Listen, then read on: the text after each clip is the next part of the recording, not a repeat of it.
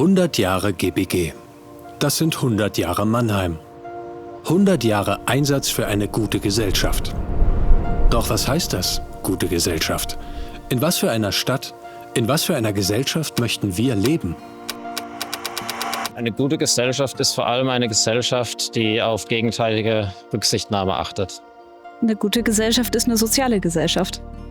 Gute Gesellschaft ist für mich, dass die Mitmenschen sich gegenseitig respektieren. Eine Gesellschaft, die darauf achtet, dass die sozialen Unterschiede nicht zu groß werden, sich kümmert um Wohnungsbau, dass jeder vernünftig wohnen und leben kann. Vernünftig wohnen und leben können. Und zwar alle.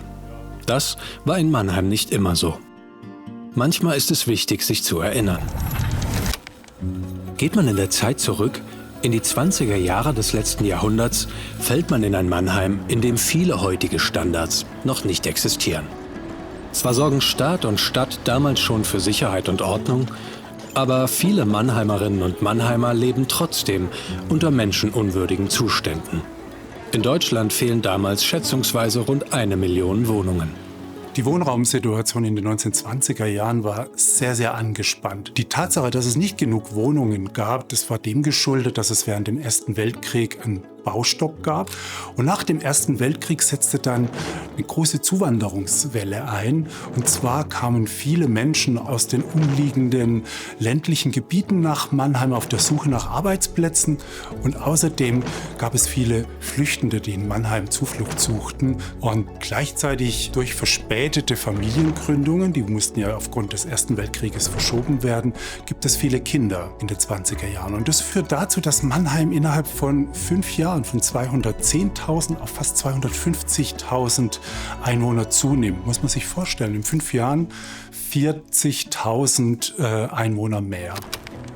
Im Kontext dieser Zustände steht die Stadt Mannheim mehr und mehr unter Druck, etwas zu unternehmen. Nicht nur aus Menschenliebe, sondern auch um den Wirtschaftsstandort Mannheim attraktiv zu halten. So wird es am 2. Juni 1926 im 3. Anlauf endlich geschafft, die gemeinnützige Baugesellschaft mbH, die GBG, zu gründen. Die Gründung der GBG ist damals zweckdienlich mit der Umsetzung ihres ersten Bauprojekts verbunden, dem Erlenhof. Mit dem Bau des Erlenhofs versucht die GBG, den akuten Mangel an kostengünstigen Wohnungen zu beenden.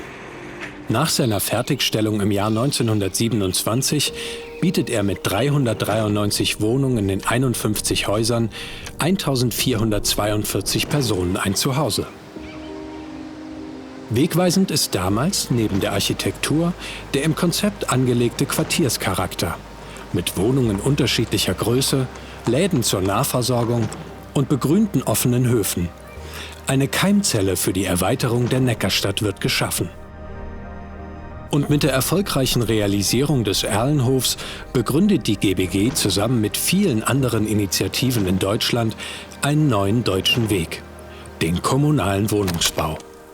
Über den Wohnungsmarkt soll Gesellschaft zukünftig stabilisiert und zusammengehalten werden.